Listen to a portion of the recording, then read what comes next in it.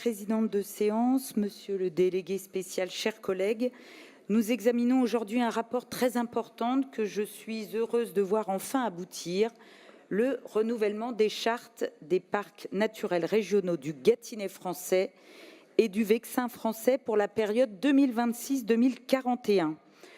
Ce renouvellement, vous le savez, n'est jamais un exercice anodin, c'est un moment politique fort qui n'intervient qu'une fois tous les 15 ans et qui fixe pour le long terme un projet partagé de protection et de développement durable d'un territoire. Ces deux chartes marquent l'aboutissement de 5 années de travail approfondi et de concertation étroite avec les élus locaux, les intercommunalités, les départements, les services de l'État et l'ensemble des partenaires des parcs. Je veux saluer à cette occasion mon délégué spécial à la ruralité, Jean-François Renard, et oui, vous pouvez l'applaudir,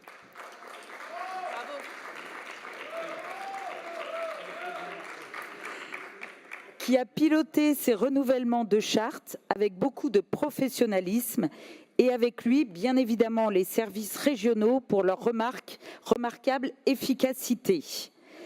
Mener de front 2 renouvellements de chartes dans le respect du calendrier et des exigences réglementaires relève presque de l'exploit. Et quand en plus toutes les communes sont quasi unanimes sur le périmètre d'élargissement et le renouvellement, c'est encore plus exceptionnel. Voilà, vous le savez, la région porte depuis 2016 une politique forte et volontariste en fonction des 4 PNR, je vous les rappelle, la Haute-Vallée de Chevreuse, le Vexin français, le Gâtinais français et l'Oise, pays de France.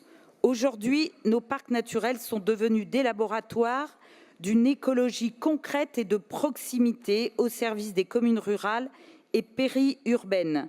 Habitués à gérer la complexité et à bâtir des compromis, ils savent combien la biodiversité et le développement économique ne sont pas des notions incompatibles, bien au contraire.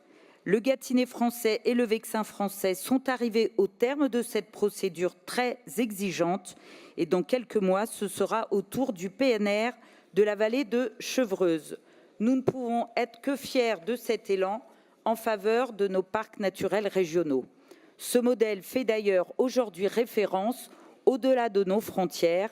À l'initiative de notre collègue Liane Verling, la région a porté pour la première fois lors du congrès mondial de l'UICN à Abu Dhabi en octobre 2025 une motion défendant les parcs naturels régionaux comme modèle à suivre dans tous les pays du monde.